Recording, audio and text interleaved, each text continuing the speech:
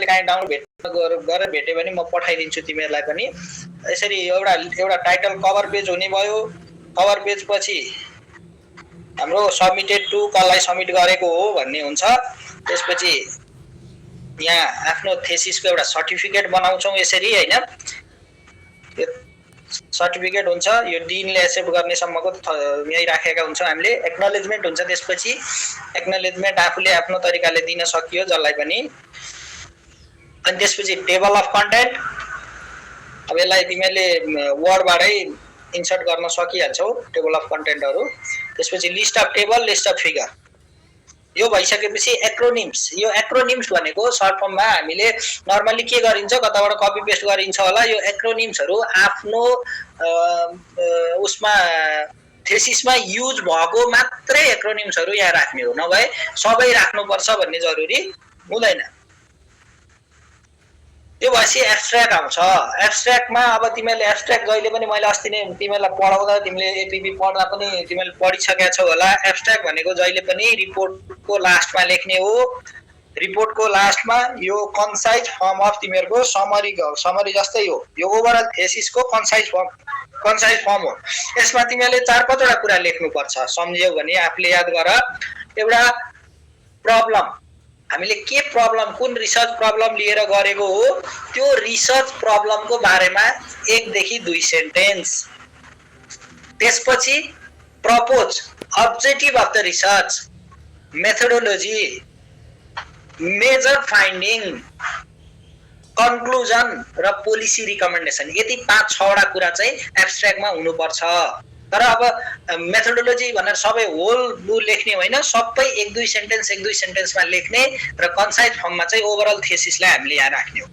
के हुनु पर्यो, स्टेटमेन्ट अफ प्रब्लम, कुन प्रब्लम लिएर काम गरेको हो त्यो हुनु पर्यो।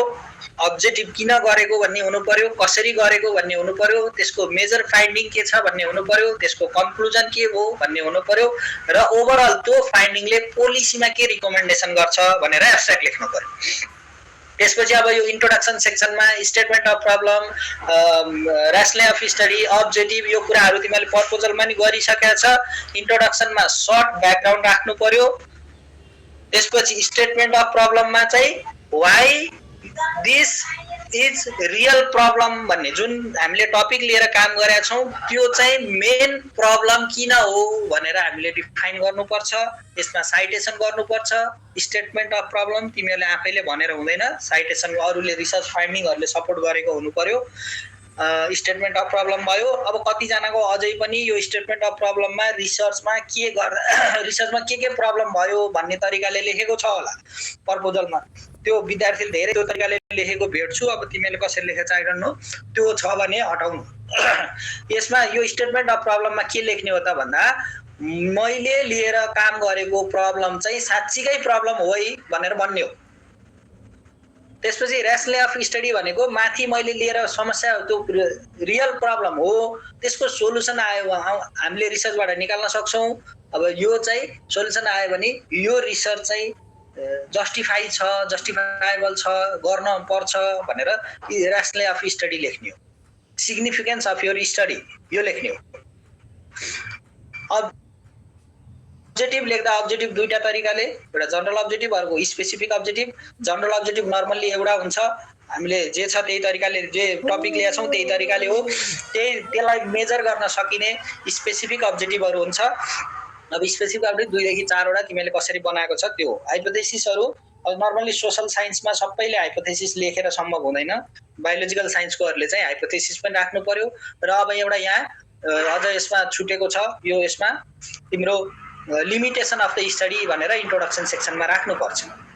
त्यसपछि लिटरेचर रिभ्यू भयो, आफ्नो रिलेटेड सबै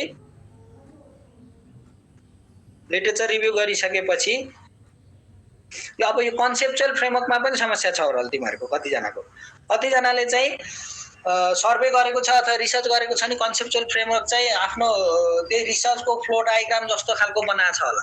त्यो रिसर्चको फ्लो डायग्राम होइन त्यहाँ बनाउने। यो तिमीले जुन प्रब्लम लिएर काम गरेको छौ त्यो प्रब्लमको चाहिँ लिटरेचर रिभ्यूबाट हामीले के नलेज गेन गर्यौं त्यसलाई चाहिँ म्यापिङ गर्ने हो यो कन्सेप्चुअल फ्रेमवर्कमा। जस्तो कतिले चाहिँ survey data collection data analysis report भनेर यसरी चाहिँ कन्सेप्चुअल फ्लो चार्ट बनाएको छ होला, त्यो बनाउने होइन। आफूले के प्रब्लम लिएको छ त्यो प्रब्लमको बारेमा नलेज कति हामीले गेन गर्न सक्यो त्यसलाई चाहिँ एज अ फ्लो चार्ट अथवा डायग्राममा देखाउने भनेको चाहिँ कन्सेप्चुअल फ्रेमवर्क हो।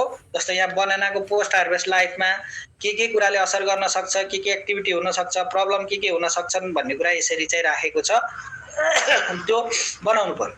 अब रिसर्च मेथोडोलोजी, अब यो सोशल सर्वे गर्नेहरूले मेथोडोलोजी भनेर लेख्ने, सोशल सर्वे नगरेको जसले बायोलोजिकल गरेको छ उनीहरूले मेटेरियल्स एन्ड मेथड भनेर लेख्नुपर्छ। मेटेरियल्स एन्ड मेथडमा स्टडी साइटदेखि लिएर अब के छ तिमीहरूको त्यो प्रपोजलमा पनि बनाइसकेको कुरा छ, एक्सपेरिमेन्टल डिजाइनहरू, ट्रिटमेन्टको लेआउटहरू, यो कुराहरू सबै राख्नु पर्यो। त्यसमा ट्रिटमेन्टहरू के युज गरेको छ, डाटा कलेक्सन कुन प्यारामिटरहरूमा डाटा कलेक्सन गरियो, त्यो कुराहरू लेख्नु पर्यो। र यो मेथोडोलोजी सेक्सनमा सोशल सर्वे गर्नेहरूले डाटा एनालाइसिस कसरी गरिन्छ भनेर लेख्नुपर्छ। बायोलोजिकल अथवा एक्सन रिसर्च गर्ने मान्छेहरूले पनि डाटा एनालाइसिस कसरी गरिन्छ भन्ने कुरा मेथोडोलोजी सेक्सनमै राख्नुपर्छ। त्यसपछि रिजल्ट आउँछ। अब रिजल्टमा यसरी यो टेबल हेर, यो एपीआई स्टाइलमा टेबल बनाउँदा यसरी बनाउनु पर्छ। यो ट्रिटमेन्टको माथिको यो सबै यो उहरू हटाउने, यो दुईटामा मात्रै अपर यो माथिको बोर्डर हुन्छ, बीचमा यो प्यारामिटरहरूको बोर्डर हुन्छ र लोअर बोर्डर मात्रै हुन्छ। यसरी सबै यो भर्टिकलहरू बोर्डरहरू हामीले हटाउनु पर्छ एपीआई स्टाइलमा बनाउँदाखेरि। यो कसरी बनाउने भने यहाँ हेर्छौ भने जस्तो यो टेबल हामीले नर्मल टेबल कस्तो हुन्छ, नर्मल टेबल यस्तो हुन्छ। यस्तो हुन्छ भने यसलाई के गर्ने, हामी यसलाई पहिला नो बोर्डर भनेर राख्ने यहाँ, त्यसपछि बटम बोर्डर, टप बोर्डर भन्ने, अनि यो माथिको प्यारामिटरहरू लेखेकोलाई मात्रै बोर्डर राख्ने। यसरी सरी एपीआई स्टाइलमा टेबलहरू यसरी प्रेजेन्ट गर्नुपर्छ है। जस्तो अब यहाँबाट माथिको हामीले यहाँबाट तलको अरू मोडलको उहरू हो भने यहाँ एउटा बोर्डर यसरी राखिदिन सक्यौ, यसमा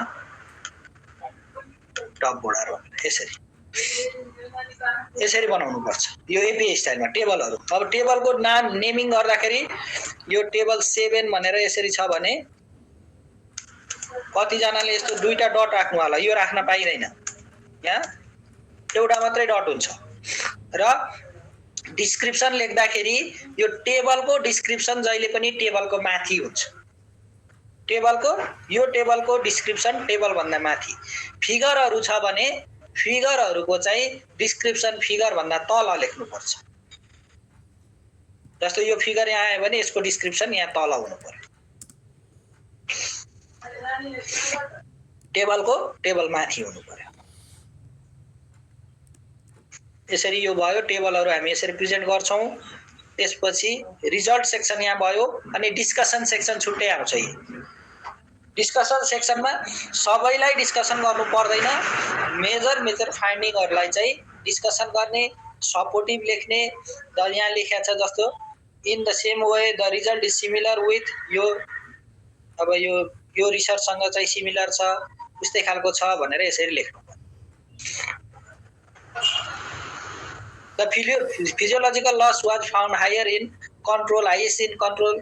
Transpiration चाहिँ responsible for weight loss भनेर भनेको छ। अनि यो रिजन, एउटा रिजन लेख्यो, अर्को चाहिँ सिमिलर रिजल्ट चाहिँ कसले फाइन्ड गरेको थियो भनेर यसरी चाहिँ सपोर्ट गरेको छ। हो यस्तो खालको सपोर्टिभ हुनु पर्यो डिस्कसन रिजन सहित।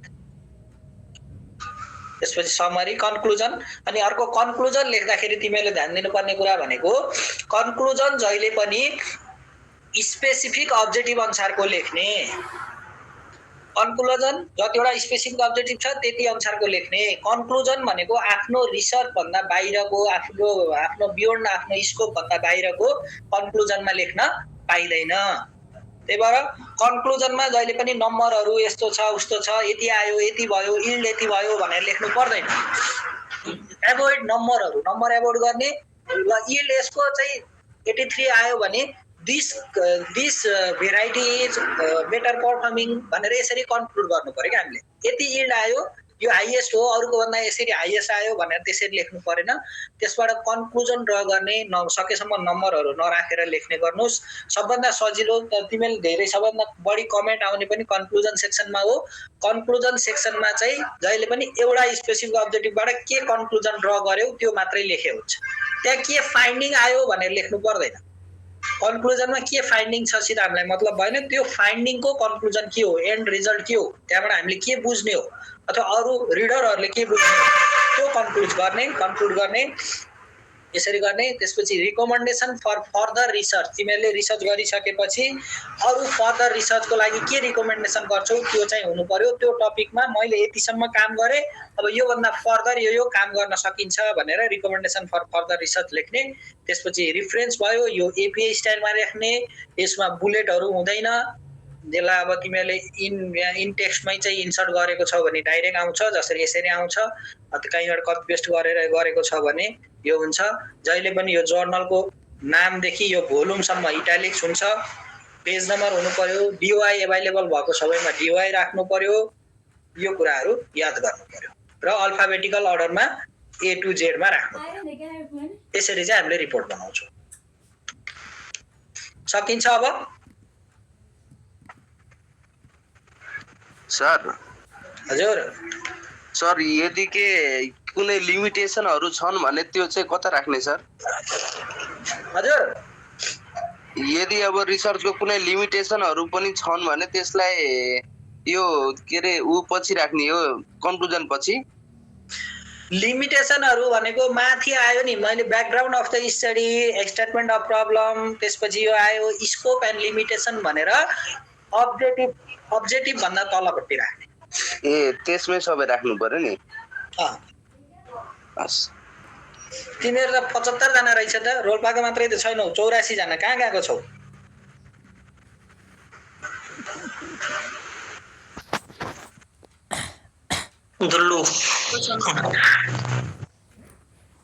दुल्लु से शैलेश के छ बाबु?